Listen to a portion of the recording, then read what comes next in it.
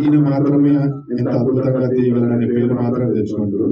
ఇప్పుడు రాజమౌళి గారి సినిమా తీసినప్పుడు అదొక ట్రేడ్ మార్క్ ఉంటుంది కదా. సో ఈ కైండ్ ఆఫ్ జానర్ లో ఐ థింక్ ఇంకా మంచి మంచి సినిమాలతో రాబోతున్నారు యాక్షన్ అంటే సెన్సిటివిటీస్ తో పాటు చిన్న కమర్షియల్ ఎలిమెంట్స్ ని యాడ్ చేస్తూ హ్యూమరస్ లో సినిమా చెప్పడం ఇట్స్ వెరీ ఛాలెంజింగ్ టాస్క్. అందులో I'm so impressed with his direction skills కానివ్వండి, లేకపోతే way he approach the whole film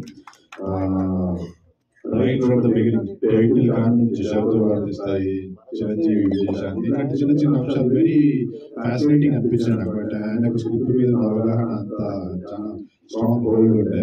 thank you for making me A part of షరతులు వర్తిస్తాయి.